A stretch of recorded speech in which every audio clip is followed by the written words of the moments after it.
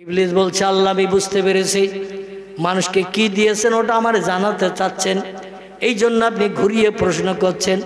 ও আল্লাহ, যদি আপনি আমার জানাতে চান মানুষকে কি তোহফা একটা দিয়েছেন, সব সৃষ্টির ভিতরে সেরা করে মানুষকে বানিয়েছেন, আর একটা তোহফা মানুষকে দিয়ে পৃথিবীতে পাঠাবেন, আর আমি আমার 4টে পাওয়ার খাটিয়ে মানুষকে কুপাদগামী করতে পারবো না, এমন কি তোহফা মানুষের জন্য একটা দিয়েছেন একটু বলুন। আল্লাহ বলে, ইবলিস রে, সারা জীবন তোর 4টি পাওয়ার আমার বান্দাদের উপর খাটাবি, আমার বান্দাদের মদ খাওয়াবি, সুদের ব্যবসা করেছিল সিরিয়ায় ব্যবসা করতে। 1 মাস আদিকাল পার হয়ে যাওয়ার পরে তোমার কাছে প্রশ্ন করেছিলাম, আমাদের এলাকার 15 থেকে 17 জন ব্যবসায়ী সিরিয়ার দেশে ব্যবসা করতে গেছে, 1 মাস কাল পেরিয়ে গেছে। এখন আজকের এই দিন দুপুরবেলা কোথায় আমাদের ব্যবসায়ীরা আছে, যদি তথ্য দিতে পারো তাহলে আমরা বুঝবো তুমি পয়গম্বর, তোমার নেতৃত্ব মেনে কলেমা পড়ে নেব। জোরে বলুন একটু সুবহানাল্লাহ। রসুল বললেন, তোমাদের পাড়া প্রতিবাসী ব্যবসায়ীরা সংসারের উন্নতির জন্য ব্যবসা করতে সিরিয়ায় গেছে। বলে না মা। বলে আজকের এই দিন কোথায় আছে তত্ত্ব জানতে চাইছো? ওরা বলো নাম ইয়া মোহাম্মদ ইবিন আবদুল্লাহ, আবদুল্লাহর বেটা মোহাম্মদ। হ্যাঁ। রসুল একটু মাথা নিচু করলেন, মাথা নিচু করে তত্ত্ব কিছুই বুঝতে পারলেন না, একটু আকাশের দিকে মুখ উঁচু করলেন। যে আকাশের দিকে মুখ উঁচু করলেন, আল্লাহ পাক ডেকে বলেন, ইযহাবিয়া জিবরিল ইলা রাসূলিহি, আমার ফেরেশতা জিবরিল।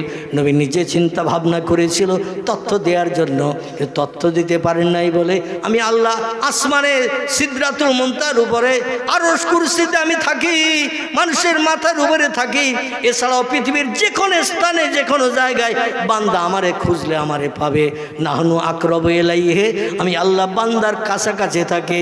আল্লাহু মিন হাবলিল ওয়ারিদ, আমি বান্দার ঘাড়ের রগ শিরার থেকেও নিকটে নিকটে থাকি। জোরে বলুন একটু সুবহানাল্লাহ। তোমার আমার অবস্থান হলো আরশ কুরসি, 7ম আসমানের উপরে সিদরাতুল মুনতাহার টুপকে। আমার ভাইরা, আল্লাহর পয়গম্বর মোহাম্মদ রসুল্লাহ সেখানে যে মাবুদের সঙ্গে সাক্ষাৎ করেছিলেন লম্বা সময় ধরে, 1 দিন 2 দিন নয়, সিরাতের কিতাব এসেছে 25 থেকে 27 বছরের লম্বা মেয়াদ। জোরে বলুন একটু সুবহানাল্লাহ। সে আল্লাহর দিকে একটু পয়গম্বর মাথা উঁচু করেছেন।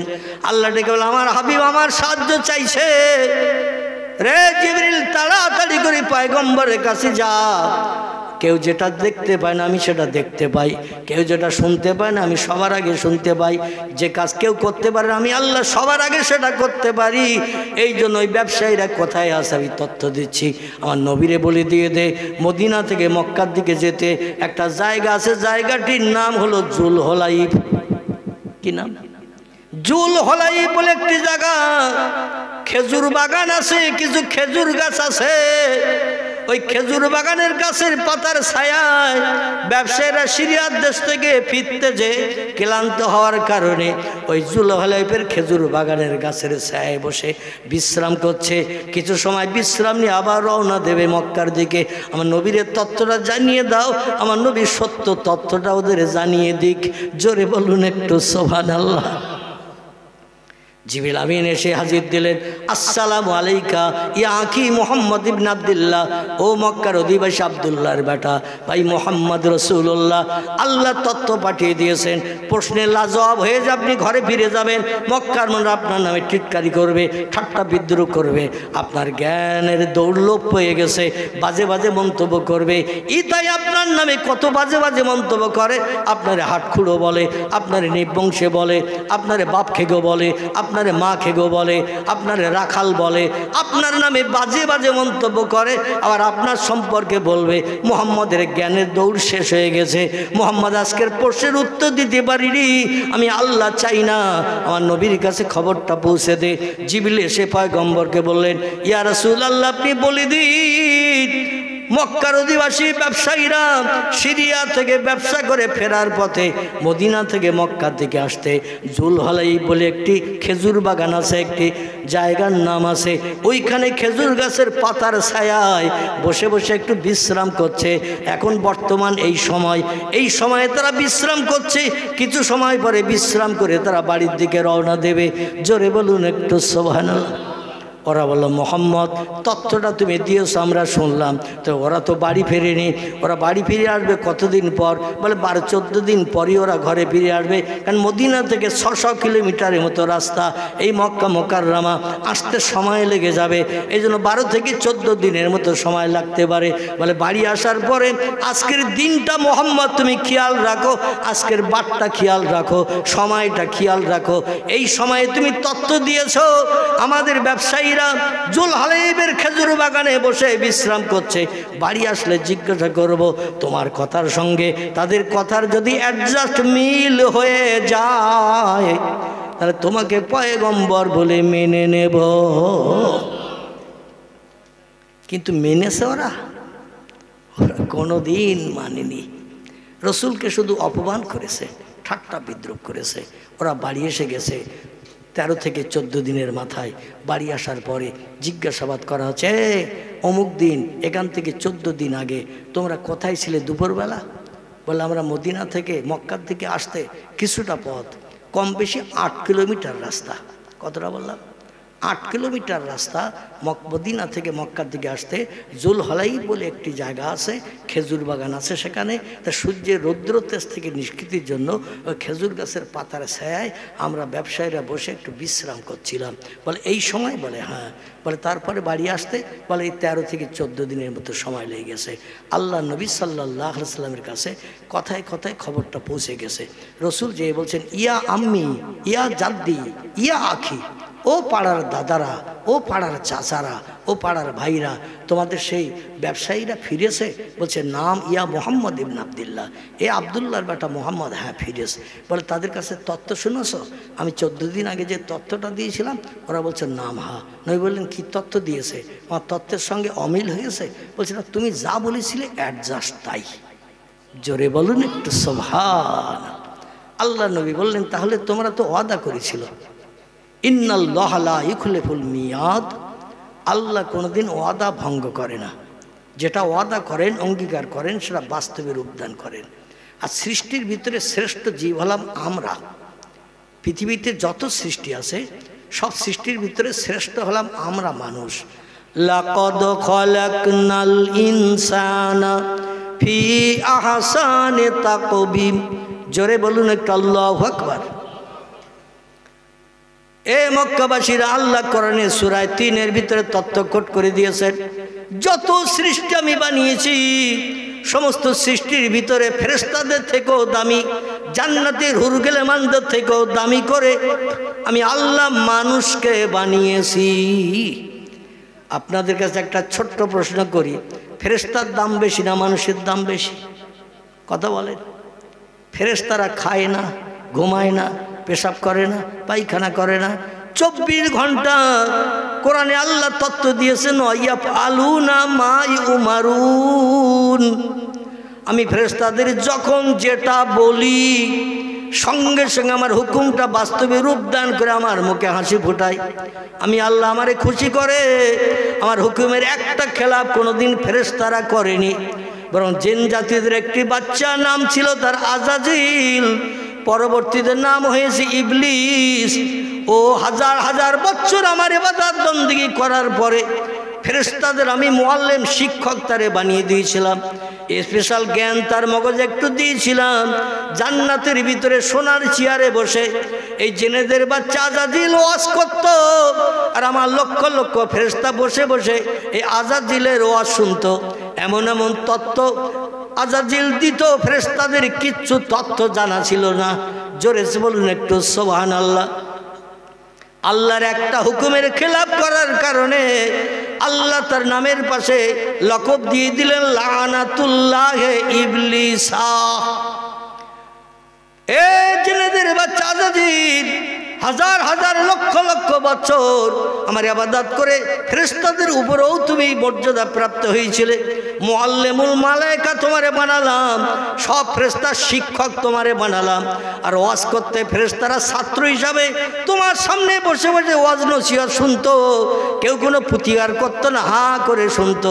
কিন্তু আমার একটা হুকুমের খেলাপ করার কারণে তোমার অভিসম্পদ দান করলাম, ইবলিস নামকরণ করলাম, জান্নাত চির হারাম বানিয়ে দিলাম, জনম জনম চিরজনমের মতো জাহান্নাম তোমার জন্য হালাল বানিয়ে দিলাম। চিল্লায় বলুন একটু আমিন। কথাটা ঠিক না ভুল? ইবলিস একটা সুযোগ পেয়েছিল, কথা লম্বা হয়ে যাচ্ছে, আমি সংক্ষেপ করব। একটা সুযোগ পেয়েছিল। কি সুযোগ? সুযোগটা হলো এই, হযরতে মুসা আলাইহিস সালামের সঙ্গে ইবলিসের সঙ্গে সাক্ষাৎ হয়েছিল। সাক্ষাৎ হওয়ার পরে ইবলিস মুসা নবীকে জিজ্ঞাসা করছেন, আমি যে আল্লাহর হুকুমের খেলাপ করে চির অভিসম্প্রাপ্ত হয়ে জান্নাত থেকে বিতাড়িত হয়ে এই পৃথিবীর নিকৃষ্ট জমিনে চলে এসেছি, আর দুনিয়া জি ফাতুন ও তলাবুহাল কেলাব। নবী বলছেন পৃথিবী হলো পচা গলা লাশ সদৃশ্য, পায়খানার জায়গা, নোংরা জায়গা, দুর্গন্ধ জায়গা। এই পৃথিবীর মোহে পাগল হয়ে যারা পরকাল ভুলে যাবে তাদের জন্য জাহান্নাম হালাল হবে, জান্নাত হারাম হবে। ইবলিস কিন্তু সেই জাহান্নামের 1 নম্বরের খোরাক বলে গিয়েছিল। তবে মুসা নবীর কাছে জিজ্ঞাসাবাদ করেছিল যে আমার কি এই অপরাধের ভুলে সংশোধন নাই? মুসা নবী বললেন একটা সংশোধন আছে। বলে কি সেটি? বলে আল্লাহ আমার কাছে যে আসমানি কেতাব পাঠিয়েছেন, এই কেতাবটির নাম হলো তৌরিত। কি নাম বললাম? এই কেতাবটির নাম হলো তৌরিত। তৌরিত কেতাবে আমার নাম এসেছে 4 জায়গায়। ক জায়গায়? আমার কাছে আল্লাহ আসমানি কেতাব যেটি পাঠিয়েছেন পৃথিবীর মানুষকে হেদায়েত দিতে, দিনের দাওয়াত দিতে, ভালো কথা বলে মানুষকে বোঝাতে, ওই কেতাবের ভিতরে আমার নাম এসেছে 4 জায়গায়। আর আমার পরে পরে একজন পয়গম্বর, আখিরি জমানার পয়গম্বর পৃথিবীতে আসবে, তার নাম আল্লাহ পাক আমার কাছে কেতাব পাঠানো যে কেতাব, এই কেতাব তৌরিতের ভিতরে তার নাম কোট করেছেন 82 জায়গায়। কত জায়গায়? সেই পয়গম্বরের নাম আহমদ, মতান্তরে মুহাম্মদ। সেই পয়গম্বরের নাম হবে প্রশংসিত কিংবা প্রশংসাকারী, তার নাম আহমদ কিংবা মুহাম্মদ হবে। তার নাম আল্লাহ কোট করেছেন 82 জায়গায়।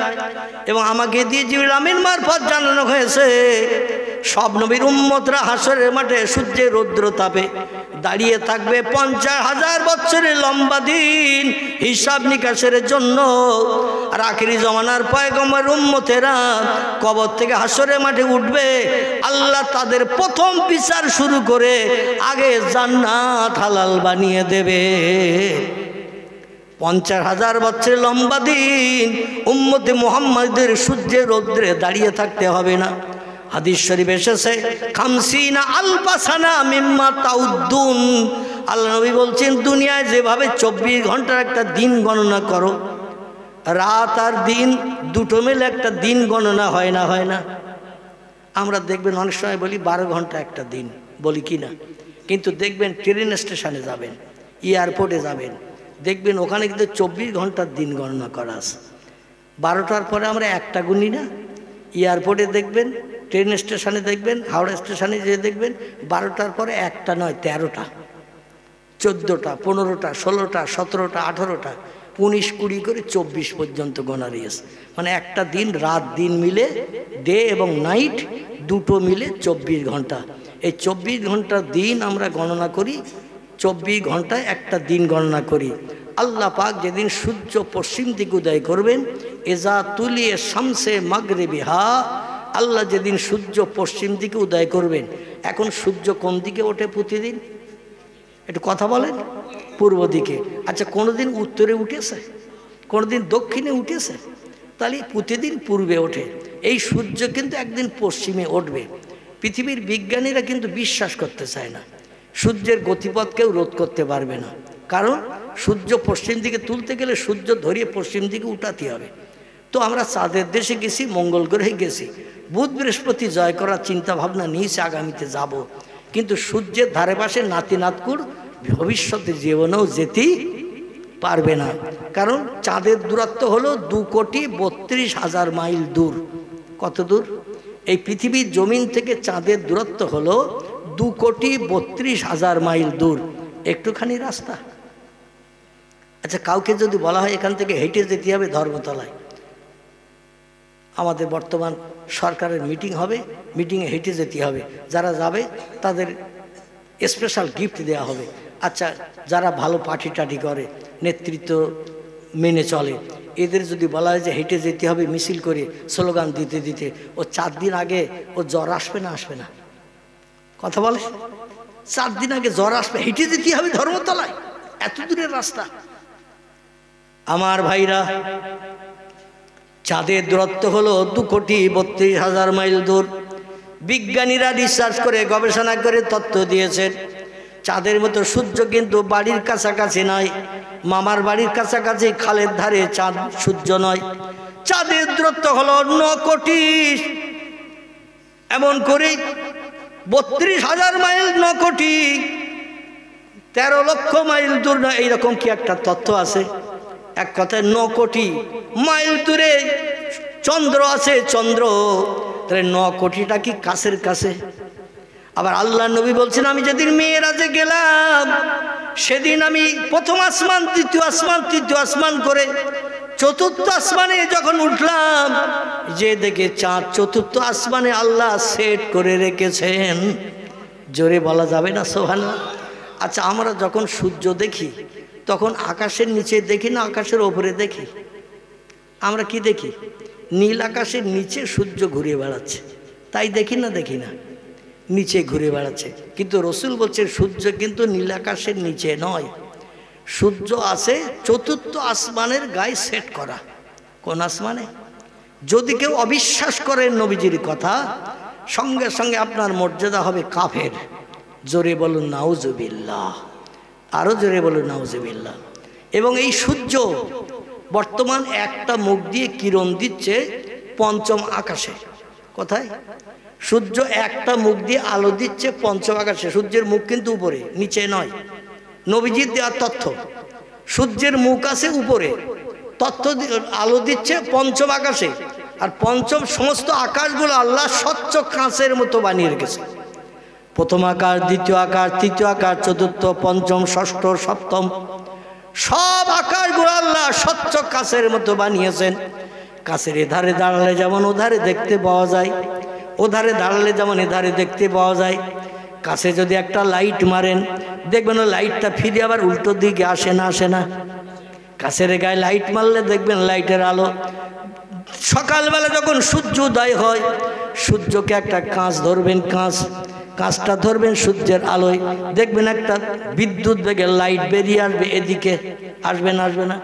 5ম আকাশে সূর্য একটা মুখ দিয়ে আলো দিচ্ছে, আর এই 5ম আকাশের লাইটটা কিরণ লেগে আবার রিভাইজ হয়ে, রিসাউন্ড হয়ে ওখান থেকে 4টে আকাশ ভেদ করে পৃথিবীর জমিনে আসছে।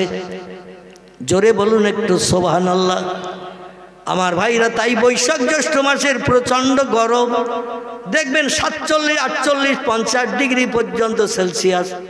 এমন করে গুজরাটের জমিনে, সুরাটে, মিরাটে, রাজস্থানে গরম একটু বেশি পড়ে না? আমাদের থেকে বেশি পড়ে। 50-52 ডিগ্রি সেলসিয়াস গরম, পুকুরের পানীয় পর্যন্ত গরম হয়ে যায়। সূর্য আলো দিচ্ছে 5ম আকাশে, আর আকাশের গায়ে লাইট লেগে লাইটের কিরণ ফিরে এসে পৃথিবীর জমিনে 4টে আকাশ ভেদ করে এই পৃথিবীর জমিনে আসে। এই সূর্যের গরম, আল্লাহ নবী বলছেন যেদিন আল্লাহ হাসরের মাঠ কায়েম করবেন, সূর্য সেদিন মানুষের মাথার উপরে মাত্র 1 মাইল দূরে রাখবেন। কত দূর? 1 মাইল দূর। আমার ভাইরা, বিজ্ঞানীদের কথা মোতাবেক পৃথিবীর থেকে সূর্যের আয়তন হলো 13 লক্ষ গুণ বড়। কতটা? এই দুনিয়ার যা এরিয়া, এই পৃথিবীর এরিয়া থেকে সূর্যের এরিয়া হলো 13 লক্ষ গুণ বড়। তাহলে পৃথিবী থেকে ছোট তো নাকি? 13 গুণ নয়, 1300 নয়, 13,000 নয়, 13 লক্ষ গুণ পৃথিবীর এরিয়ার থেকে সূর্য বড়, বহু বহু দূরে আছে। তাই আমরা ছোট দেখি। কাছাকাছি যখন আসবে তখন আমরা বুঝতে পারবো 9টা ধানের চাল কটা হয়। এবং মানুষের মাথার উপরে আসবে মাত্র 1 মাইল দূরে। কতটা দূরে? 1 মাইল দূরে আসবে। সেদিন 11টা মুখ বন্ধ আছে, ওই 11টা মুখ আল্লাহ খুলে দেবেন। আর একটা মুখ দিয়ে এখন আলো দিচ্ছেন অটোমেটিক। সেদিন 12টা মুখের লাইট উপরে যাবে না, আল্লাহ সূর্যকে ঘুরিয়ে টোটাল মুখগুলো সব নিচের দিকে করে দেবেন। 12টা মুখ দিয়ে 1 মাইল মাথার উপর থেকে যদি কিরণ দেয়, দুনিয়ার জমিন আর আস্ত থাকবে? দুনিয়ার জমিন সেদিন রসের গুড়ের মতো টকবক করে ফুটতে থাকবে। মানুষের মাথার ঘিনুগুলো গলে যে নাকে ছিদ্র দিয়ে বার হবে, পিপাসায় ওষ্ঠাগত হয়ে জিভ বেরিয়ে নাভির নিচে পর্যন্ত নেমে যাবে। মানুষ পিপাসায় এত কাতর হবে হাসরের মাঠে। আল্লাহ বলছে 7টা সাগরের পানি ওই হাসরের মাঠে পিপাসার্ত ব্যক্তিকে যদি দেখানো হয়, ও বলে আমার হাসরের মাঠে সূর্যের রৌদ্র তাবে।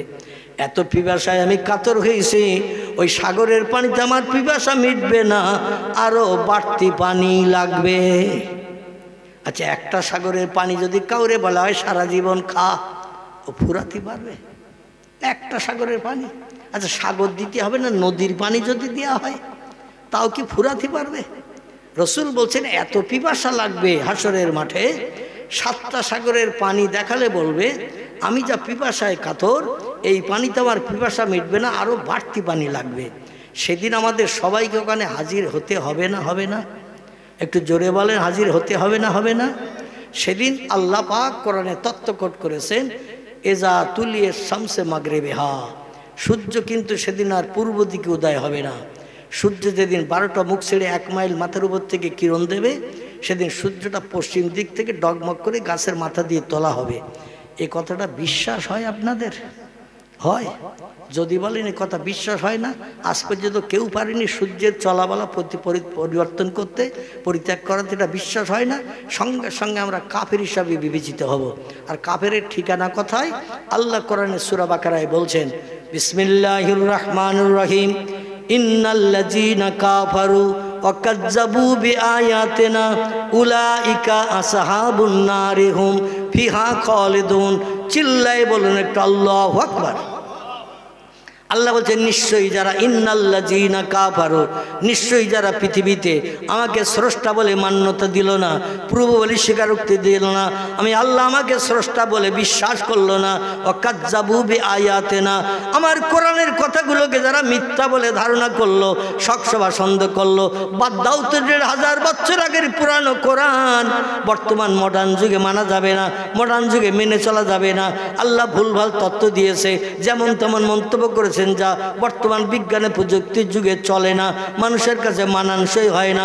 এই রকম ধারণা যারা করবে, ওয়াকাজ্জাবু বিআয়াতিনা, কোরআনের কথাগুলো কি মিথ্যা বলে ধ্যান ধারণা করবে, উলাইকা আসহাবুন নার, আমি এদের জাহান্নামের ইন্ধন বানাবো, জাহান্নামের কাঠ বানাবো, জাহান্নামের আগুনে তাদের দগ্ধ করব, অহুম ফিহা খালিদুন, যুগ যুগ ধরে জাহান্নামের আগুনে তারা দগ্ধ হবে, কোনোদিন তাদের নিষ্কৃতির ব্যবস্থা হবে না। জোরে বলুন একটু নাউজুবিল্লাহ, একটু জোরে বলুন নাউজুবিল্লাহ। আল্লাহ যেন জাহান্নামের আগুন থেকে আমাদের সকলকে হেফাজত করেন, সকলে বলি আমিন। এখন আমি যে কথাটা আপনাদের কাছে বলতে চাইছিলাম সেইটা হলো এই, রসুল বললেন তোমরা আমারে তাহলে পয়গম্বর বলে মানো, আমার তত্ত্বটা তো তোমাদের মগজের সঙ্গে আর তোমাদের পাড়া প্রতিবেশীর সঙ্গে অ্যাডজাস্ট হয়েছে, মনে আছে তো আপনাদের কথাটা? অ্যাডজাস্ট হয়েছে। ওরা বললো মোহাম্মদ কি যে জাদু করে তুমি ওই তত্ত্বটা জেনে বলেছো, জাদুকরের আমরা নেতা বলে মানবো? এটা নেতা বলে মানা সম্ভবপর হবে না। আল্লাহ নবী বললেন তাহলে আর কি তোমাদের আমি তত্ত্ব দিয়ে খুশি করতে পারি? ওরা বললো আমরা একটু চিন্তা ভাবনা করি। চিন্তা ভাবনা করে এমন একটা প্রশ্ন করব যা তোমার ঠাকুর দাদা নাউজুবিল্লাহ কবর থেকে উঠে এসে উত্তর দিতে পারবে না। জোরে বলুন নাউজুবিল্লাহ। মানে বিশ্বনবীর নামে অপবাদমূলক মন্তব্য করে এমন একটা মন্তব্য করলো যে কোনো তোমার নাতি নাতকুড়ো পর্যন্ত উত্তর দিতে পারবে না, প্রশ্নের সঠিক সমাধান করে দিতে পারবে না। আমরা সেই প্রশ্নটা অ্যাডজাস্ট করে নিয়ে আসছি। কাবার চাতলে ওরা বিবি বাচ্চা ছেড়ে দিয়ে, শান্তিসজ্জা বিছানা ছেড়ে দিয়ে কাবার চাতলে রাতের বেলা মিটিং করছে। মিটিং আবু জেহেল, আবুল আহাব, উমাইয়া বিন খলফ, সুফিয়ান ইবনে খালিদ হারবি, উতবা, উতাইবিয়া, শাইবিয়া, ইকরামা, আবু সুফিয়ান, নাজ্জার, হজরতে আব্বাস, বিশ্বনবীর আপন চাচা, তখনও কলেমা পড়েনি, মুসলমান হয়নি। হজরতে হামজা তখনও কলেমা পড়েনি, মুসলমান হয়নি। ইসলামের প্রারম্ভিক সময় বিশ্বনবী তখন যাচাই চলছে, মক্কা নগরীতে নবী কলেমার দাওয়াত দিচ্ছেন। আপনজন পাড়া প্রতিবাসী সবাই নবীর শত্রু, ওরা সব মিটিংয়ে বসেছে, মুহাম্মদের মুখ বন্ধ করতে হবে, জবান বন্ধ করতে হবে, এমন প্রশ্ন করে লাজবাব করতে হবে যাতে মুহাম্মদ কোনোদিন প্রশ্নের উত্তর না দিয়ে লাজবাব হয়ে পালিয়ে চলে যায়, আমাদের কাছে রাস্তাঘাটে কোনোদিন এসে আর কলেমার দাওয়াত যেন দিতে না পারে। এক একজন এক একটা প্রশ্ন তুলছে। আমার ভাই আবু জেহেল এবং হজরতে ওমর দুইজন ছিল ৬০০০-এর মতো বস্তির লিডার। কহাজার বললাম? ৬০০০ মতো বস্তির লিডার। মক্কার আশেপাশের মানুষ যারা বসবাস করে এই দুইজন ব্যক্তির নেতৃত্ব মেনে চলে। এরা তখন নেতৃত্ব করে লিডারগিরি করছে। একজনের নাম আবু জেহেল বিন হেশাম, আরেকজনের নাম ওমর বিন খাত্তাব। এই দুইজনের নেতৃত্ব চলছে তখন বহাল তবিয়তে। নেতাদের কাছে এক একজন এক একটা তত্ত্ব দিচ্ছে। ওরা বলল এই প্রশ্ন করলে মোহাম্মদকে লাজবাব করা যাবে না। আরেকজন উঠে তত্ত্ব দেয়। দিতে দিতেই ইবলিস শয়তান একটা মানুষের চেহারা নিয়ে ওখানে সে হাজির হয়েছে। ইবলিস আল্লাহর কাছ থেকে জান্নাত থেকে বিতাড়িত হওয়ার সময় 4টে তোহফা গিফট আল্লাহর কাছ থেকে আদায় করে নিয়ে দুই পৃথিবীতে এসেছিল। কটা?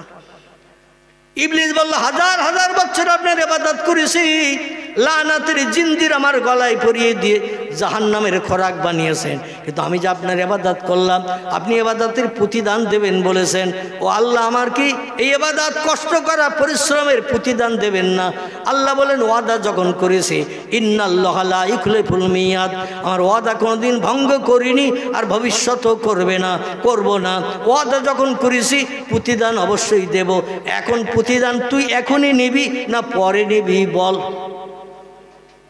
ইবলিসের মগজে আল্লাহর থেকে জ্ঞান কম, এখানেই তার বাস্তব প্রমাণ। ও যদি বলতো আল্লাহ আমার ইবাদতের প্রতিদান যেটা দেবেন হাফ এখন দেন আর হাফ পরে দেবেন, তাহলে কিন্তু জাহান্নামের হাত থেকে বেঁচে যেত। ও বলল, মানুষের কারণে যখন আমার ইবাদত বন্দেগী নস্যাৎ হয়ে গেল, মানুষের কারণেই যখন আমি মানুষকে সেজদা না করার কারণে আমার যখন ইবাদত বন্দেগী সব নস্যাৎ হয়ে গেল, ওই মানুষকে আমি দেখে ছাড়বো, ওদের একটাকেও জান্নাতে যেতে দেব না। আল্লাহ এই জন্য আমার 4টি তোহফা গিফট আপনি আমারে দিন। আল্লাহ বলেন, মা হিয়া, কি কি তুই চাস বল পৃথিবীতে? ইবলিস প্রথমে বলল, দুনিয়া যতদিন ধ্বংস না হবে, পৃথিবী যতদিন থাকবে ততদিন আমার হায়াত দিতে হবে। সব সৃষ্টির মরণ করবেন, আপত্তি নাই, কিন্তু আমার মরণ দিলে হবে না। আল্লাহ বললেন, তোর ইবাদতের প্রতিদান আমি ওটা তোরে দিয়ে দিলাম, কিয়ামত পর্যন্ত তোর মরণ করব না, আজরাইল পাঠাবো না। জোরে বলুন সুবহানাল্লাহ। আল্লাহ বলেন, আর কিছু চাওয়ার আছে? ইবলিস একটু চিন্তা ভাবনা করে বলছেন যে ফেরেশতাদের শিক্ষক ছিল, যা বলতো হা করে ফেরেশতারা শুনতো। ফেরেশতারা জ্ঞানী না মূর্খ? কথা বলেন, ফেরেশতারা জ্ঞানী। এই জ্ঞানী ফেরেশতারাও পর্যন্ত হা করে ইবলিস শিক্ষকের বক্তব্য মন্তব্যগুলো শুনে সব থ হয়ে যেত। এই ইবলিস এ কিন্তু অল্প জ্ঞানী নয়, এ উচ্চশিক্ষিত জ্ঞানী। এই জ্ঞানী একটু চিন্তা ভাবনা করে বলছেন, আল্লাহ আর একটা তোহফা আমারে দিন। আল্লাহ বলছেন, মা হিয়া, কি সেটা একটু বল? ইবলিস বলছেন, আল্লাহ পৃথিবীর এ প্রান্ত থেকে ও প্রান্ত যখন মনে করব তখনই যেন আমি বিনা গাড়িতে, বিনা এরোপ্লেনে, বিনা স্কুটনিকে আমি যেন সেখানে উড়ে চলে যেতে পারি হাওয়ার মাধ্যম দিয়ে। এই সুযোগটা আমার দিতে হবে। পৃথিবীর এই প্রান্ত থেকে ও প্রান্ত যেখানে যত মানুষ যেখানে বাস করুক, আমি তাদের ধোঁকা দেব, প্ররোচনা দেব, জাহান্নামী বানাবো। আমি জাহান্নামে পুড়বো আর মানুষেরও জাহান্নামে পুড়াবো, কারণ মানুষের কারণে আমার সব ইবাদত নস্যাৎ হয়ে গেছে। আল্লাহ বললেন, যা, আমি ওটাও তোরে দিয়ে দিলাম, যেখানে ইচ্ছে সেখানে যাবি। আর কি লাগবে? 4টে তোহফা। আর একটা হলো, যখন যে রূপ ধারণ করার ইচ্ছা করব, প্রয়োজনে মানুষ হব, পশু হব, জীবজন্তু হব, যখন যেটা হওয়ার ইচ্ছা করব আমি সঙ্গে সঙ্গে সেই রূপ যেন ধারণ করে মানুষকে ধোকা দিতে পারি। বন্ধু হয়ে বন্ধুরে মদ খাওয়াতে নিয়ে যাব, সিনেমায় নিয়ে যাব, অবৈধ মেয়েদের সঙ্গে গল্পগুজব করিয়ে চরিত্র নষ্ট করিয়ে ব্যভিচারী করিয়ে আমি জাহান্নামী বানাবো। আমি যখন তখন যে রূপ কোনো রূপ ধারণ করে প্রয়োজনে যুবকদের বন্ধু বনবো, যুবতীদের বান্ধবী বনবো, বনিয়ে খারাপ কাজগুলো করিয়ে জাহান্নামী বানাবো। আল্লাহ আমার এই রূপ ধরার সুযোগ দিতে হবে। আল্লাহ বলেন যা ওটাও তোরে দিয়ে দিলাম। তাহলে আর বাকি কটা? ঘুমিয়ে পড়েছেন, দোয়া করে দেব। পিছনের ভাইরা কেউ কথা বলছে না, আমার সামনের ভাই মনে হচ্ছে ঘুমালে লজ্জা লাগবে, এই জন্য উনি জেগে এসেই থক্ত দিচ্ছেন। আর সবাই বলছে কখন শেষ করবে, খিচড়ি খেয়ে বা কি তাবারও খেয়ে বাড়ি যাব। আমি ভাই আর বেশি লম্বা করবো না, খুব সংক্ষেপ করে বলছি। এবার ইবলিসকে জিজ্ঞাসাবাদ করা হলো, রে ইবলিস তোর আর কি দাবি? ও বলল আল্লাহ যখন তখন আমি মানুষের দেহের ভিতরে যেন ঢুকতে পারি, অন্তরাত্মায় প্ররোচনা ধোঁকা দিয়ে মানুষকে কুপাদগামী করে খারাপ কাজ করিয়ে আপনার জাহান্নামী বানাতে পারি, মানুষের দেহের ভিতরে আমার ঢোকার পারমিশন দিতে হবে। আল্লাহ বলেন কিভাবে ঢুকবি? বলে নাক দিয়ে যে শ্বাস নিঃশ্বাস টানে আর ফেলে, ওই নিঃশ্বাস টানবে, ওর ভিতর দিয়ে ঢুকবো, আর ঢুকে অন্তরে কুমন্ত্রণা ধোঁকা দেবো, খারাপ কাজ করাবো, কুপাদগামী করিয়ে জাহান্নামী বানাবো। আল্লাহ বললেন যা ওটা দিয়ে দিলাম। ইবলিস বলল আমি দেখে নেবো একটাও আদম বংশধরকে জান্নাতে যেতে কথা বলে দেব না। 4টে উপাদান তোহফা, গিফট, অনুদান আপনার কাছ থেকে ইবাদতের প্রতিদান স্বরূপ যখন পেয়ে গেলাম, একটাও আদম বংশধরকে জান্নাতে যেতে দেব না। জান্নাত খালি থাকবে, জান্নাতে কোনো আদম বংশধর ঢোকাতে পারবেন না।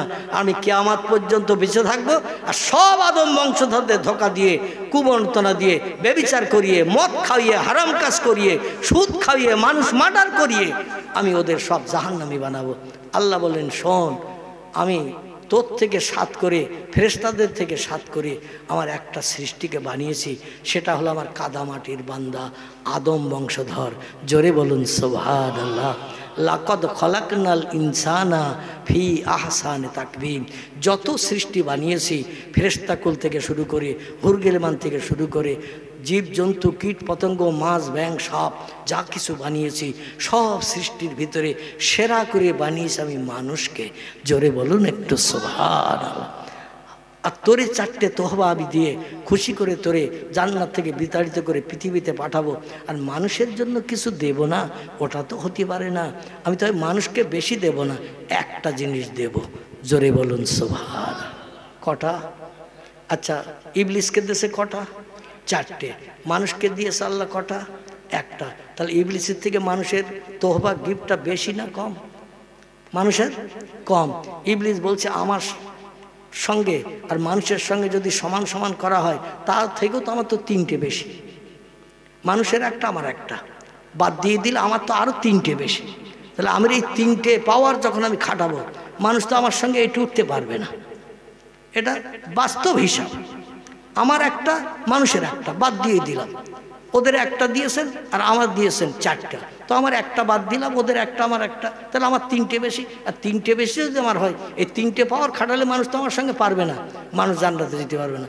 আল্লাহ বলছেন তুই তো হিসাব করছিস তোর জ্ঞানে, কিন্তু আমি কি দিছিস সেটা তো একটু শুনলি না। আমি যে আমার বান্দাদের কি দিয়েছি সেটা তো একটু শুনলি না। আগে থাকতে একটা একটা হিসাব করে বাদ দিচ্ছিস, আর 3টে তোর বেশি, তো হিসাব করছিস তোর পাওয়ার বেশি, তুই মানুষের উপরে জয়ী হবি, কিন্তু আমি কি দিচ্ছি একটু শুনলি না। ইবলিস বলছে আল্লাহ আমি বুঝতে পেরেছি মানুষকে কি দিয়েছেন ওটা আমার জানাতে চাচ্ছেন, এই জন্য আপনি ঘুরিয়ে প্রশ্ন করছেন। ও আল্লাহ যদি আপনি আমার জানাতে চান মানুষকে কি তোহফা একটা দিয়েছেন, সব সৃষ্টির ভিতরে সেরা করে মানুষকে বানিয়েছেন, আর একটা তোহফা মানুষকে দিয়ে পৃথিবীতে পাঠাবেন, আর আমি আমার 4টে পাওয়ার খাটিয়ে মানুষকে কুপাদগামী করতে পারবো না, এমন কি তোহফা মানুষের জন্য একটা দিয়েছেন একটু বলুন। আল্লাহ বলে ইবলিস রে সারা জীবন তোর 4টি পাওয়ার আমার বান্দাদের উপর খাটাবি, আমার বান্দাদের মদ খাওয়াবি, সুদের ব্যবসা করাবি, সিনেমা যাত্রা নিয়ে যাবি, অবৈধ মেয়েদের নিয়ে গার্ডেনে পিকনিক স্পটে গাছের গোড়ায় বসিয়ে ফুচকা খাওয়াবি, বাদাম ভাজা খাওয়াবি, রাতের বেলা ব্যভিচারে লিপ্ত করাবি, দীঘার সমুদ্র সৈকতে যেয়ে মানুষের প্রাণ নাশ করে মার্ডার করে অর্থ আত্মসাৎ করবি, গরিবের হক ফাঁকি দিয়ে খাবি, হাজারো অপরাধমূলক কাজ এই পৃথিবীতে করবি।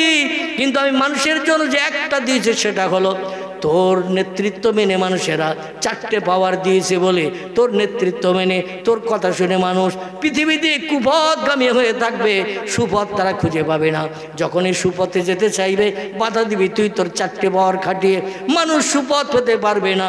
তো মরণের আগে আমার বান্দারা একটা বার খারাপ কাজ করে, মদ খেয়ে সুদের ব্যবসা করে, সিনেমা যাত্রায় যে অবৈধ মেয়েদের নিয়ে ব্যভিচারী করে, রাতের গভীরে বিধবার দরজার কড়া নাড়া দিয়ে এমন করে বিধবা নারীর সঙ্গে ব্যভিচারে লিপ্ত হয়ে জীবন যৌবনে ক্ষুধা মিটিয়ে মানুষের প্রাণ নাশ করে মার্ডার করে গরিব এতিমের হক ফাঁকি দিয়ে খাইয়ে খারাপ কাজগুলো করিয়ে জাহান্নামী বানাবে।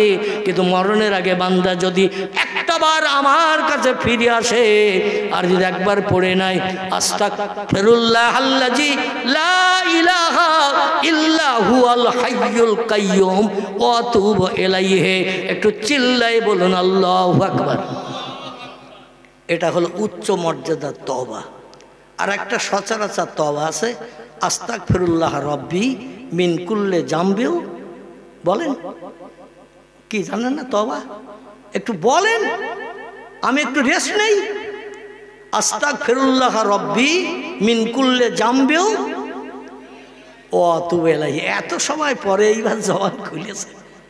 আহারে আমার ভাইরা, লা হাওলা ওয়ালা কুওয়াতা অত দূর বলতে হবে না, এতটুকু বললেই এনাফ, এতটুকু বললেই যথেষ্ট। আয় আল্লাহ, ভুল করেছি, অপরাধ করেছি, সিনেমায় গেছি, যাত্রায় গেছি, অবৈধ মেয়েদের নিয়ে আনন্দ ফুর্তি করেছি, ফুচকা খাইয়েছি, বাদাম ভাজা খাইয়েছি, দীঘার সমুদ্র সৈকতে এমন করে সাগরের ঢেউ দেখতে গেছি, 4 দিন লজ ভাড়া করে থেকেছি, চরিত্র নষ্ট করে ঘরে ফিরে এসেছি। ও আল্লাহ, বিধবার দরজার কড়া নাড়া দিয়েছি, ঘরে স্বামী নাই, রাত 2টোর সময় যেয়ে দরজার কড়া নাড়া দিয়েছি, বিধবা নারী দরজার কড়া খুলে দিয়ে আমাকে ঘরে ঢুকিয়ে নিয়েছে। টাকার বিনিময়ে জীবন যৌবনে ক্ষুধা নিবৃত্তি করেছি, টাকার মোহে পড়ে মানুষের প্রাণ নাশ করে সন্তানাদি বিবিকে বিধবা এতিম বানিয়েছি। আল্লাহ গরিবের হক ফাঁকি দিয়ে খেয়েছি দুনিয়ার সংসার জীবনের সুখ ভোগের জন্য। এখন আমার 3 কাল গেছে, 1 কাল আছে, লাঠি ছাড়া আর চলতে পারি না, ভালোভাবে হাঁটতে পারি না, শরীর দলাদলি করে, কবে না জানে আজরাইল এসে চাবি মোড়া দেবে ঠিক নাই। আল্লাহ তওবা করছি, আর জীবনে মদের গ্লাসে হাত দেব না, সুদের টাকা স্পর্শ করব না, সিনেমার কাউন্টারে হাত চালাবো না, ও আল্লাহ ব্যভিচারে আর লিপ্ত হব না, মানুষের প্রাণ নাশ আর করবো না, গরিব এতিমের হক আর ফাঁকি দিয়ে খাবো না। আল্লাহ বলছেন লা তাকনাতু মির রাহমাতিল্লাহ ইন্নাল্লাহা ইয়াগফিরুয যুনুবা জামিয়া ইন্নাহু হুয়াল গাফুরুর রহিম। জোরে বলুন একটু আল্লাহু আকবার, আর একটু জোরে বলুন আল্লাহু আকবার। ও বান্দা বান্দিরা, যত পারো ভুল করো, শয়তানের রসজায় পড়ে, নফসের তাড়নায় পড়ে, বন্ধুর পাল্লায় পড়ে, কুমন্ত্রণায় ধোকায় পড়ে, নারীর প্রেমে আসক্ত হয়ে যত অপরাধ তুমি করো, ব্যভিচারী করেছো, সুদ তুমি খেয়েছো, মদ তুমি খেয়েছো, মানুষ তুমি মার্ডার করেছো, গরিব এতিমের হক ফাঁকি দিয়ে খেয়েছো, মরণের আগে যদি একটা বার খালেস অন্তরে অতুবু ইলাইহি তাওবাতুন নাসুহা, সরল অন্তঃকরণে একটা বার যদি তওবা করে নাও, জীবনের মদের গ্লাসে হাত দেব না, সুদের টাকা স্পর্শ করব না, কোন নারীর ইজ্জত লুণ্ঠন করব না, ও আল্লাহ মানুষের প্রাণ নাশ আর করব না, গরিবের হক আর ফাঁকি দিয়ে খাবো না। ওই তওবা করার পরে মরণের দিন পর্যন্ত কোনো ব্যক্তি যদি আর খারাপ কাজ না করে, আল্লাহ বলছেন ইবলিস তো সারা জীবনের পরিশ্রম আমি বেকার করে দিয়ে ওই বান্দারে আমি জান্নাত হালাল বানিয়ে দেব। নারায়ে তাকবীর। তাহলে আমাদের সুযোগ আছে না নাই? আছে। কিন্তু আমরা মনে মনে চিন্তা করি, এখন তো সলিমউদ্দিন চাচার মতো বুড়ো হয়নি, এখনো তো লাঠি ধরা হয়নি, চাচার মতো বুড়ো হই, লাঠি ধরা হই, তারপর মসজিদে যাব, তারপরে তওবা করব, তারপরে আল্লাহর কাছে একা শেষ তওবা করে নেব। আচ্ছা, রাতের বেলা ঘুমিয়ে পড়লে সকালে আর ঘুম ভাঙবে, এর সার্টিফিকেট কজন দিতে পারবেন? একটু হাত তুলে দেখান তো। রাতের বেলা যখন ঘুমিয়ে পড়ে সকালবেলা ঘুম ভাঙবে, এই সার্টিফিকেটটা কোন বিজ্ঞান, কোন দর্শন, কোন ইঞ্জিনিয়ার ঘুমিয়ে পড়লে ঘুম ভাঙবে, এই সার্টিফিকেটটা দেশে আছে? কেউ হাত তুলতে পারবেন? রাতের বেলা মানুষের মরণ হয় না? হয় না? ঘুমিয়ে পড়লেও মরণ হয় না? হয় না? রাস্তায় সকালবেলা চলতে যেয়ে গাড়িতে অ্যাক্সিডেন্ট হয় না? হয় না? কালকের বাঁচবেন এই খবর পর্যন্ত দেওয়ার ক্ষমতা কারো আছে? কারো নাই, গ্যারান্টি নাই। তাহলে আমার ভাইরা, কি করে আপনি চিন্তা করেন যে চাচার মতো দাদার মতো বুড়ো হই তার তওবা করব? এই জন্য নবী বলছেন, যারা তওবা ইস্তিগফার বেশি বেশি পাঠ করে আল্লাহ পাক তাদের এই তওবাকে বড় পছন্দ করেন। জোরে বলুন একটু সুবহানাল্লাহ। আর যত অপরাধ করেছেন, হক্কুল্লাহ হক্কুল ইবাদ, আমি শেষ করে দিচ্ছি, হক্কুল্লাহ হক্কুল ইবাদ, আল্লাহর কাছে অপরাধ করলে আল্লাহ হাসরের মাঠে ক্ষমা করে দেবেন রহমান রহিম নামের ইজ্জতের খাতিরে। কিন্তু বান্দার কাছে যদি কোনো অন্যায় করেন, অপরাধ করেন, হক্কুল ইবাদ, কোনো মানুষের মনে কষ্ট দেন, মানুষের অর্থ আত্মসাৎ করেন, মানুষের গরিব এতিমদের হক ফাঁকি দিয়ে খান, তাহলে কিন্তু আল্লাহ ক্ষমা করবেন না। এটা হাসরের ময়দানে আপনাকে অবশ্যই জবাবদিহি করতে হবে। এই জন্য আল্লাহর দরবারে আপনি তওবা করবেন, আল্লাহ তওবা কবুল করে নেবে। মদ খেয়েছেন আল্লাহর কাছে, সুদ খেয়েছেন আল্লাহর কাছে, আমার ভাইরা সিনেমা যাত্রায় গেছেন আল্লাহর কাছে তওবা করলে কাজ হবে। এমন করে আপনি যদি হক্কুল ইবাদ কোনো বান্দার কাছে অপরাধ করেন, অন্তত বান্দা বেঁচে থাকতে তার কাছে যে একটু ক্ষমা চেয়ে নেবেন, তাহলে আল্লাহ পাক এই বান্দাকে তাড়াতাড়ি বেগুনা মাসুম বানিয়ে দেবেন। সকলে বলুন আমিন। ওমা আলাইনা ইল্লাল বালাগ। একটু প্রিয় নবীর দরবারে সোনার মদিনায় আমরা একটু সালাতুস সালাম পাঠ করব। সকলে একটু দাঁড়িয়ে যান। ইয়া নবী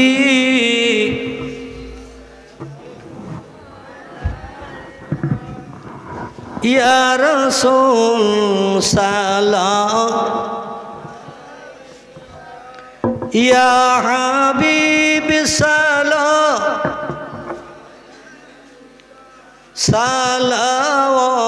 সালাওয়াতুল্লাহ। জিবরাইল আওয়াজ তুলিল, আসমানের দরওয়াজা খোলো গো, এসেছেন নবীদের সরদার, হবে যে খোদা দিদার। ইয়া নবী সালামুন আলাইকা, ইয়া রাসূল সালাম, ইয়া হাবিব সালাম, সালাওয়াতুল্লাহ। बागे इब्राहिम के गुलहिन मलाएक जिसके बुलबुल अपाई जाते तवक्कुल सलावतुल्लाह अलैका या नबी सलाम या रसूल सलाम या हबीब सलाम अलैका सलाम रसूल अल्लाह चलतें जे पथे काटा बिसातो उम्मे जामिल से पथे फुटतो ना ओई पथेर काटा जिब्राइल डाना बिसातें से था या नबी सलाम अलैका या रसूल सलाम या हबीब सलाम अलैका सलावतुल्लाह अलैका। সকলে বসে পড়েন। ইয়া রব্বি সাল্লি ওয়া সাল্লাম দামিনা বাদা আলা নবিকা খালিকাল কি এ জয় রব মেরে দরুদ সালাম बरगुजीदा नबी पर अपने मदाम बलगल उला बिकमालिही कशफत तुजा बिजमालिही। मोहब्बते पढ़ें बलगल उला बिकमालिही कशफत दुजा बिजमालिही हसनत जमीउ खसालिही सल्लु अलैहि। আরবের বুকে মক্কার পরে, আরবের বুকে মক্কার পরে মামিনার যেথায় ঘর, খোদার করুণা কৌসার হয়ে ঝরছে বারংবার। বালাগাল বেকামালিহি কাশাফাত দুজা বেজামালিহি হাসনাত জামিউ খেসালিহি সাল্লু আলাইহি ওয়া আলিহি। আমি বিজ্ঞানীদের দেওয়া তথ্য সূর্য সম্পর্কে বলতে চাইছিলাম, তখন বলতে তথ্যটা পুরো ক্লিয়ার হয় নাই। পৃথিবীর বিজ্ঞানীরা রিসার্চ করে যন্ত্র মেশিনের মাধ্যম দিয়ে বলেছে পৃথিবীর জমিন থেকে সূর্যের দূরত্ব 9,30,00,000 মাইল দূর। কত দূর? 9,30,00,000 মাইল দূর। আর চাঁদের দূরত্ব হলো 2,32,000 মাইল দূর। এত দূর। এই জন্য কোনো ব্যক্তি সূর্যের কাছে যেতেও পারবে না আর ধরে পশ্চিম দিকে উদয় করাতে পারবে না। আপনাদের জিজ্ঞাসাবাদ করি, চাঁদ বানিয়েছে কে? সূর্য বানিয়েছে কে? তাহলে আল্লাহ যদি বলেন ওয়াইন মিন শাইইন ইল্লা ইউসাব্বিহু বিহামদিহি, জোরে বলুন একটু আল্লাহু আকবার। আল্লাহ বলছেন যত সৃষ্টি চোখে দেখতে পাচ্ছ, যত সৃষ্টি চোখে দেখতে পাও না, সব সৃষ্টি আমার হুকুম তামিল করে। আমি আল্লাহ আমার নামে তসবিহ পড়ে, আমি যেটা বলি সেটা শোনে। কেবল মানুষকে সৃষ্টি শ্রেষ্ঠ করে বানিয়েছি বলে মানুষ শুধু আমারে নেয় না। কথাটা ঠিক না ভুল? মানুষকে সৃষ্টি শ্রেষ্ঠ বানিয়েছে বলে মানুষ শুধু আমারে নেয় না, তাছাড়া যত সৃষ্টি আছে কোন সৃষ্টি আমার হুকুমের খেলাপ করে না। এই জন্য সূর্যকে আল্লাহ যেদিন বলবেন এ সূর্য পূর্ব দিকে উদয় হোস না, পশ্চিম দিকে ওঠ, সূর্য হুকুম খেলাপ করবে? সঙ্গে সঙ্গে উঠবে না? উঠবে না। চাঁদের আল্লাহ যদি বলে চাঁদ আজকের রাতের বেলা আকাশে দুখণ্ড হও, চাঁদ হবে না? হবে না। এখান থেকে 1450 বছর আগে পয়গম্বর মোহাম্মদ রসুল্লাহ তার জন্মভূমির ঘরের পাশে একটি পাহাড় আজও দাঁড়িয়ে আছে। পাহাড়টির নাম হলো আবু কবায়েস। কি নাম বললাম? আবু কবায়েস। মক্কার মানুষ ওই যে মিটিং করেছিল না কাবার চাঁদে, মিটিং করে বলল শোনো, মোহাম্মদের এমন কঠিন প্রশ্ন করতে হবে যে প্রশ্নের উত্তরে মোহাম্মদ লাজবাব হয়ে পালিয়ে চলে যাবে। একজন ইবলিস শয়তান ওই মানুষের চেহারা ধারণ করেছে। আল্লাহর কাছে 4টে পাওয়া চেয়ে নিয়েছিল না? একটা পাওয়ার হলো যখন তখন যে কোনো রূপ ধারণ করা। এইটা বলতে যে আমার বক্তৃতা একটু লম্বা হয়ে গেছে। এই একটা মানুষের চেহারা নিয়ে কাবার চাতরে এসে বলছেন মাহালুকা মাকরুকা ইয়া আইয়ুহান নাস ইয়া আহলাল বাইত, এ এলাকাবাসীরা, এ জনসকল, কি মিটিং হচ্ছে তোমাদের?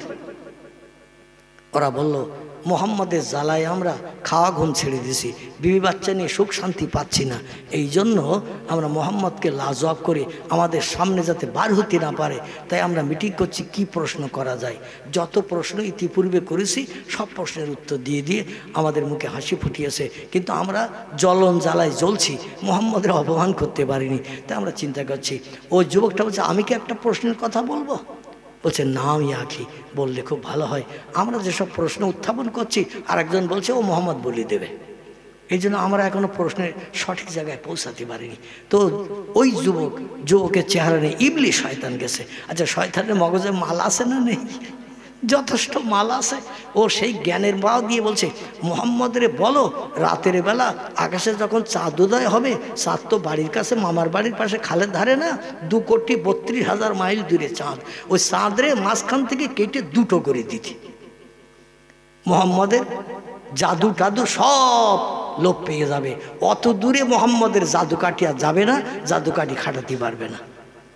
ওরা বলল সাদ্দাক্তা ইয়াখি, সত্যি তোর মগজে মাল আছে, সত্যি তোর মগজে মাল আছে।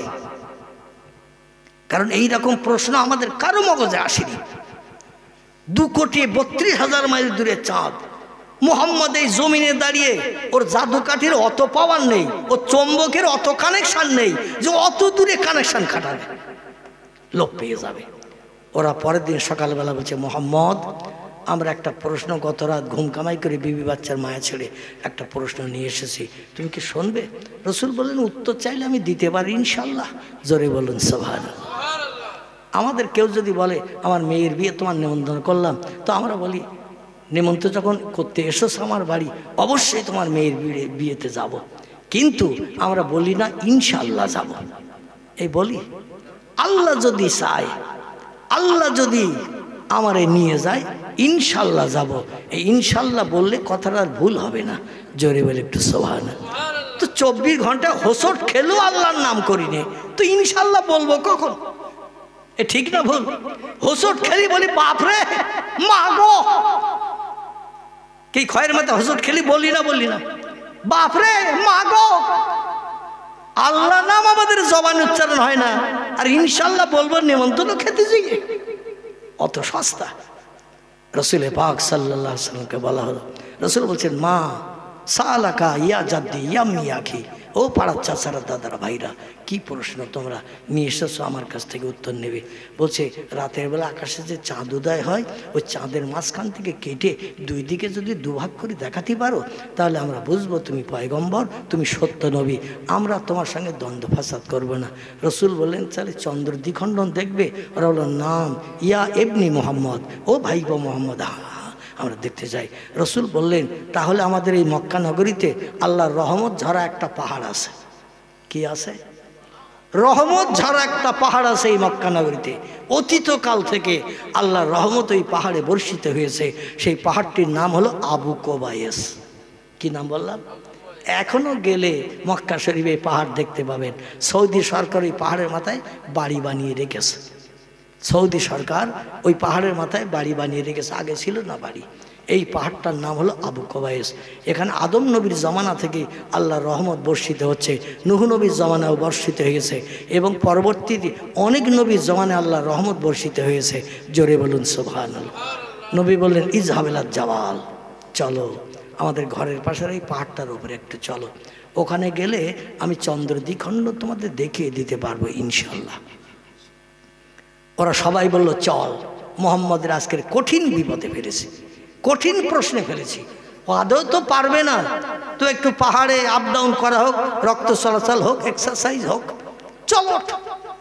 আবু জেহেল উঠে গেল, আবু লাহাব উঠে গেল, উমাইয়া বিন খালফ উঠে গেল, সুফিয়ান ইবনে খালিদ হারবি গেল, উতবা গেল, ওতাইবিয়া গেল, শাইবা গেল, ইকরামা গেল, আমার ভাইরা আবু সুফিয়ান গেল, নাজ্জার গেল, বড় বড় লিডারেরা সব পাহাড়ের মাথায় উঠেছে। আল্লাহ নবী ডেকে বললেন, ও আমার পাড়া প্রতিবাসী দাদারা চাচারা ভাইরা, মাতারা ইলাস সামা, একটু আকাশের দিকে নজর করো। চন্দ্র দ্বিখণ্ড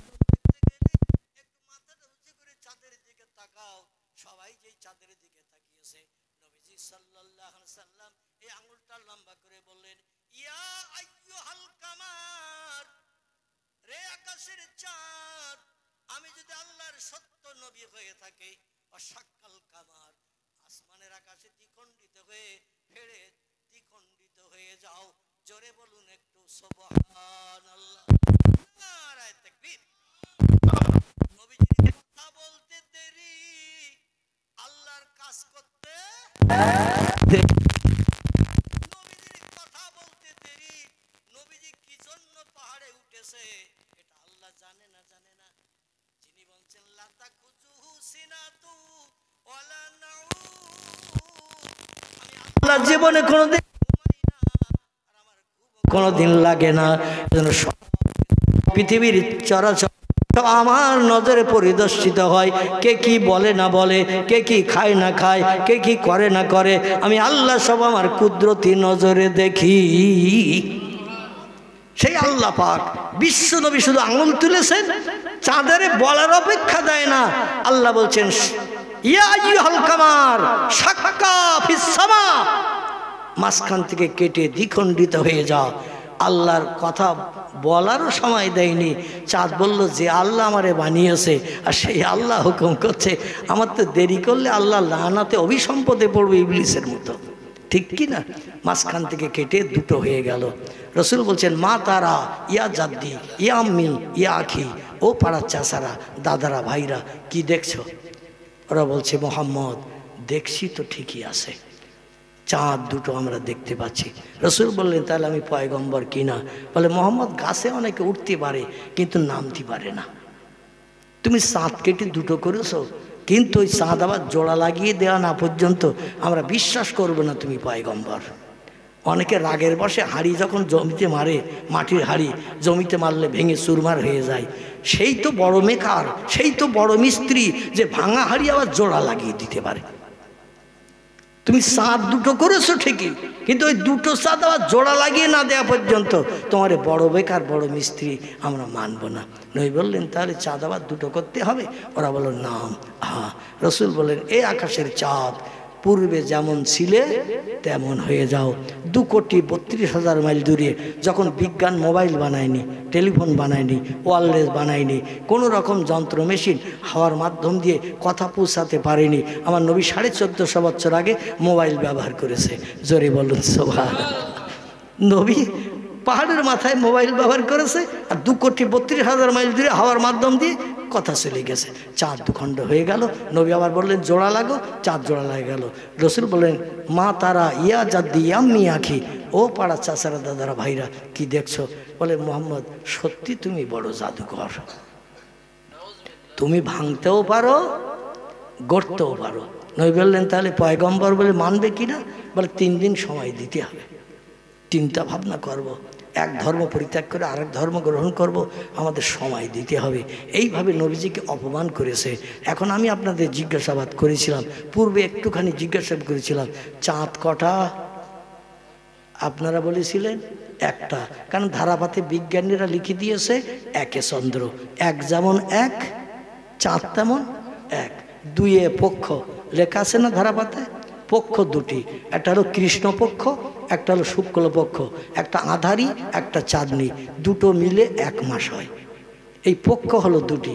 বিজ্ঞানীরা লিখেছে 3 নেত্র, লিখেছে না লিখেনি? একটু কথা বলেন। নেত্র শব্দটা হলো সাধু ভাষা, বাংলা ভাষায় এর বলি চোখ।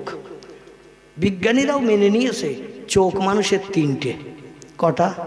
3টে। কপালের নিচে নাকের 2 পাশে কটা? 2টো। আর একটা চোখ আছে, সেটা হৃদয়ের চোখ, অন্তরের চোখ। এটা বিজ্ঞানীরাও মেনে নিয়েছে, তাই 3-এর পাশে লিখে দিয়েছে 3 নেত্র।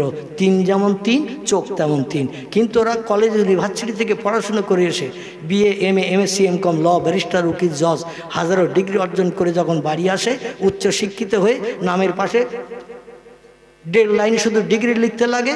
এদের জিজ্ঞাসা করবেন ডিগ্রি অর্জন করে বাড়ি আসলে চোখ কটা? ওরা এক কথাই বলে দেবে 2টো তুমি দেখতে পাচ্ছ না। ছোটবেলায় ধারাপাত পড়েছিল 3 নেত্র, কিন্তু উচ্চশিক্ষিত হওয়ার কারণে ও 3 নেত্র এখন আর মনে নাই। ও বলছে 2টো চোখ দেখতে পাচ্ছ না। হৃদয়ের চোখ, অন্তরের চোখ একটা আছে না নাই? এই চোখ আছে। এটা বর্তমান মডার্ন যুগের মানুষ মানতে চায় না। আল্লাহ চোখ দিয়েছে 2টি দলের মানুষের। একটা দলের নাম হলো নবী আম্বিয়ার দল, একটা দলের নাম হলো অলি আউলিয়ার দল।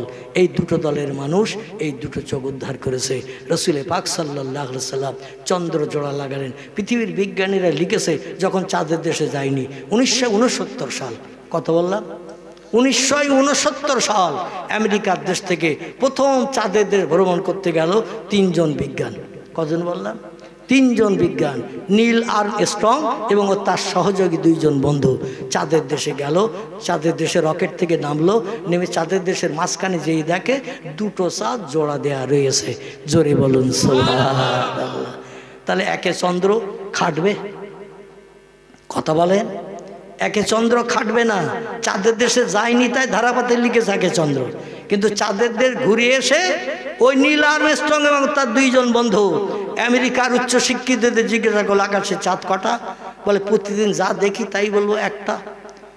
চীনের ইহুদি ধর্মাবলম্বী জনসংখ্যায় বেশি, যারা নকলে ফার্স্ট, এদের জিজ্ঞাসাবাদ করা হলো চাঁদ কটা?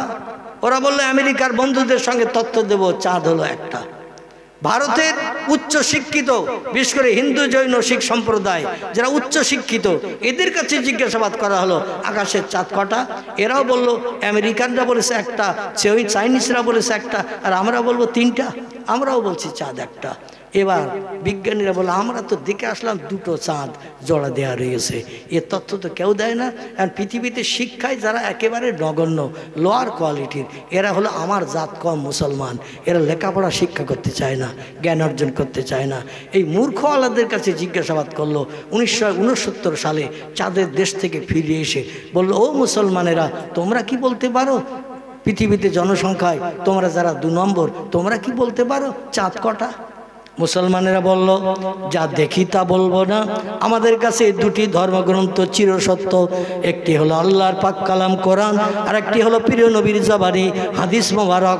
জোরে বলুন একটু সুবহানাল্লাহ। আল্লাহ তার কোরআনে 1500 বছর আগে তথ্য কোট করে দিয়েছেন, অসাক্কাল কামারা ফিসামা। আল্লাহ নবীজির কথার মর্যাদা দিতে আকাশের চাঁদ দ্বিখণ্ডিত করে দিয়েছিলেন। হাদিস শরীফেও নবীজির তথ্য দিয়েছেন। মক্কার মানুষদের প্রশ্নের প্রত্যুত্তর দিতে আমি আল্লাহ নবী শাহাদাত আঙ্গুলে হেলনে চন্দ্র দ্বিখণ্ডন করেছিলাম। আবার ওরা বলল চাঁদ জোড়া লাগিয়ে দাও, তাই আবার চাঁদকে জোড়া লাগতে বললাম, কিন্তু জোড়া লাগার দাগ এখনো পর্যন্ত আছে। মুসলমানেরা বলল, কে কি বলল আমরা ওটা মানি না, আমরাও কথায় বিশ্বাস করি না, আমাদের ধর্মগ্রন্থ কোরআন বলছে বর্তমান আকাশের চাঁদ 2টা, নবীজির জবানি হাদিস শরীফ বলছে আকাশের চাঁদ 2টা, এজন্য আমরা বলবো 2টা, তোমরা মানো না মানো আমাদের কিছু আসে যায় না। 3 জন বিজ্ঞান বলল ইট ইজ কারেক্ট, এতদিন কেউ চাঁদের দেশে যায়নি, তাই ধারাবাতি লিখেছে একই চন্দ্র, কিন্তু আমরা চাঁদের দেশ ভ্রমণ করে দেখে আসলাম, তোমাদের কোরআন সত্য হাদিস সত্য, আকাশের চাঁদ বর্তমানে 2টা। নারায়ে তাকবীর। এই জন্য অনুরোধ করব, একটু সময় সুযোগ হাতে পেলে চায়ের দোকানে বসে না থেকে, তাসের আড্ডায় বসে না থেকে আমার ভাইরা একটু কোরআন শরীফ বাংলা কোরআন কিনবেন, একটু বাংলা কোরআন তেলাওয়াত করবেন, পড়বেন, তাহলে আল্লাহ একটু জ্ঞান দান করবে, বেঈমান হওয়ার হাত থেকে বেঁচে যাব। সকলে বলুন আমিন। যে যেখানে আছেন আমি অনুরোধ করব, যারা দাঁড়িয়ে আছেন সকলে মজলিসে বসেন, আল্লাহর কাছে দোকানে হাত তুলব, কারণ বসে দোয়া করাটা হলো উত্তম, আল্লাহ পছন্দ করেন। এজন্য যারা দাঁড়িয়ে আছেন অন্তত 2-5 মিনিটের জন্য মজলিসের সৌন্দর্য রক্ষার্থে বসে পড়েন। সকলে আমার সঙ্গে দোকানে হাত উঠান, আল্লাহুম্মা আমিন। রব্বানা ফাগফির লানা যুনুবানা ওয়া কাফির আন্না সাইয়্যাতিনা ওয়া তাওফানা মাল আবরার। রব্বিগফিরলি যুনুবি ওয়ারহাম ওয়ান্তাল গফুরুর রহিম। আয় আল্লাহ, পবিত্র জমাদিস সানি মাস, রাত্র দ্বীপ্রহর অতিবাহিত হয়ে গেছে মনে হয়, যদিও আমি ঘড়ি দেখি নাই, তবে রাত 12টার উপরে হয়ে গেছে বলে আমার ধারণা। এই গভীর রাত্রে তাহাজ্জুদের সময় আগত, শান্তির শয্যা বিছানায় লাথি মেরেছি, বিবি বাচ্চার মায়া ছিঁড়েছি, লেপ কম্বল পরিত্যাগ করে ভিক্ষুক সেজে দোকানে হাত তুলে বসেছি। কুদরতি নজরে বান্দা বান্দীদের দিকে ফিরে তাকান, রহমতের দরজা খুলে দিন, এই বেহেশতের বাগানকে কবুল করে নিন। সন্ধ্যার প্রাক্কাল থেকে নিয়ে সময় পর্যন্ত আপনার পাক কালাম কোরআনে মজিদ থেকে বিভিন্ন জবানিতে ইজ্জতপূর্ণ আয়াত সূরা শরীফ আমরা তেলাওয়াত করেছি। কর্তৃপক্ষদের তরফ থেকে পাক কালাম কোরআনে মজিদ 3 খতমের অধিক তেলাওয়াত হয়েছে। আল্লাহ, আমাদের মাতৃভাষা বাংলা, কোরআনের ভাষা হলো আরবি, যেখানে যেমন করে পড়তে হয় আমরা জানি না গো আল্লাহ। অজান্তে অনিচ্ছাকৃত যত ত্রুটি বিচ্যুতি কোরআন তেলাওয়াত করতে যে হয়ে গেছে, আল্লাহ আপনার ছাত্রুল ইবনে রসিলা করে সকল ভুল ত্রুটি অপরাধগুলোকে আপনি ক্ষমা করে দিন। রব্বুল আলামিন দয়া পরবশে আপনার প্রিয় নবী মুহাম্মদ রাসূলুল্লাহর মহব্বত, প্রেম, ভালোবাসা রক্ষার্থে দোয়া, দরুদ, মিলাদ, কিয়াম, সালাম এই মজলিস আমরা সকলে মিলে কম বেশি পাঠ করেছি।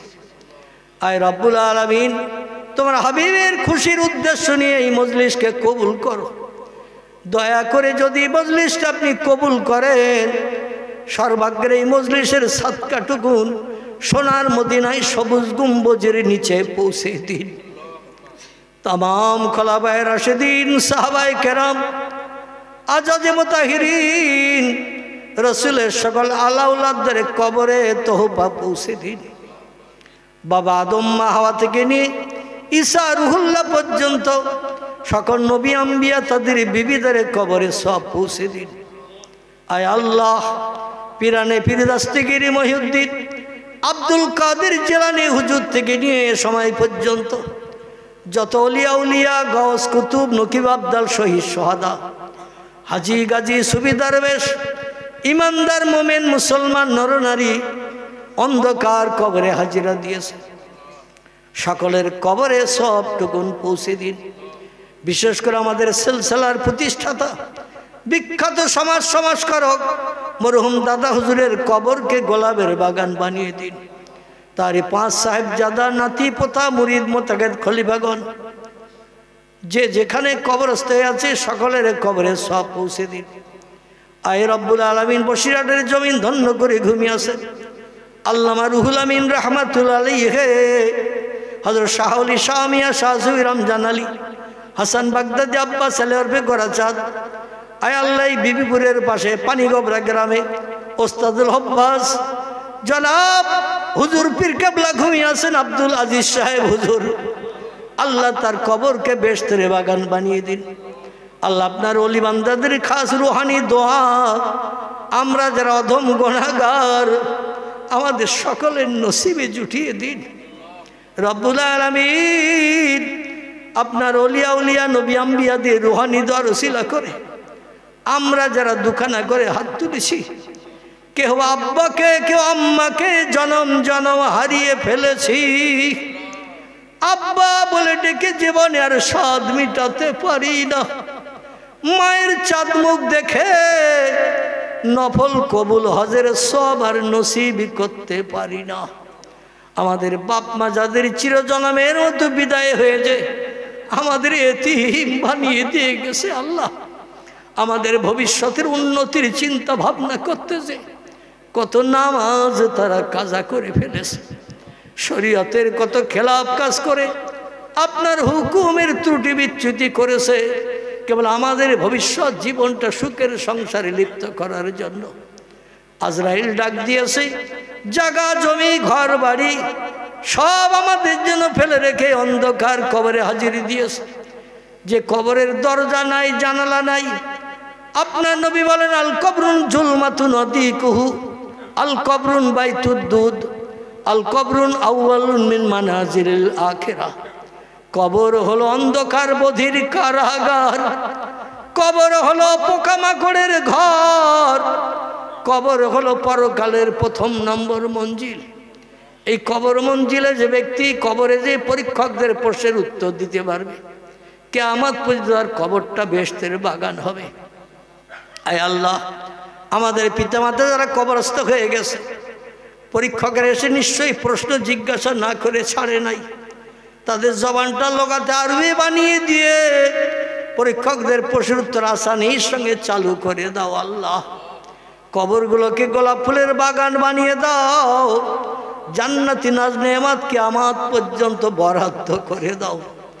আমাদের দাদা দাদি নানা নানি খালা খালু ফুবু ফুবি বন্ধু বান্ধব পিতার কুল মাতার কুল শ্বশুর কুল শাশুড়ি কুল রক্তের বাঁধনে বাঁধন নিয়ে যারা দুনিয়া থেকে বিদায় হয়ে গেছে সকল আপনজনের কবরগুলোতে আপনি সব বকশে দিন। আল্লাহ, যারা আযাবে আছে আযাব বন্ধ করে দিন, কবরে যারা স্বস্তিতে শান্তিতে আছে কিয়ামত পর্যন্ত কবরগুলোকে বেশি বেশি অনাবিল শান্তির জায়গা বানিয়ে দিন।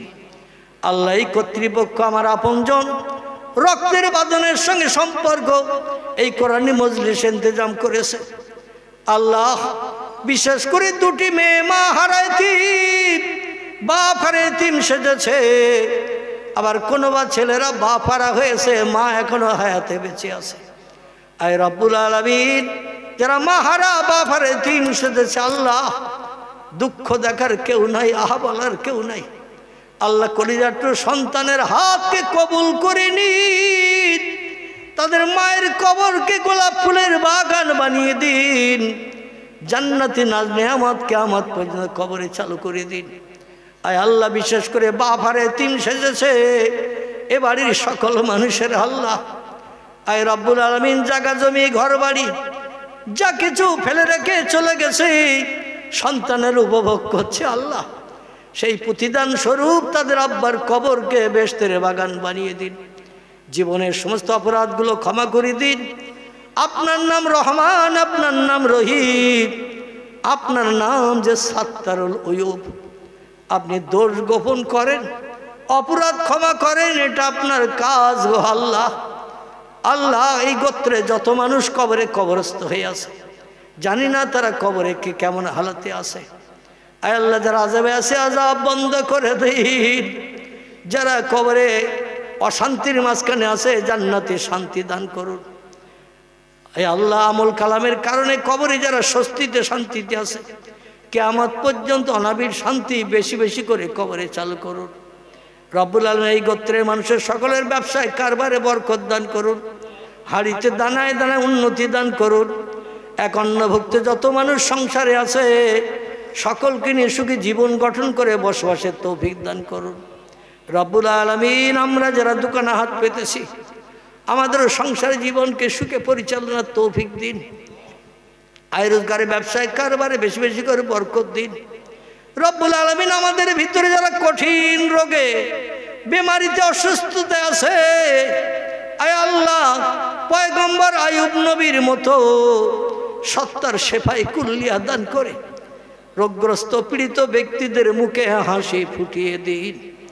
এলাহি, এই দুনিয়ার মোহমায়া ছেড়ে আমাদের সকলকে একদিন অন্ধকার কবরে হাজির দিতে হবে। মরণের দিনটি জুমার দিন, জুমার রাত কিংবা রমজান মাস নসিব করে দেবেন। যদি তকদিরে না জোটে গো আল্লাহ,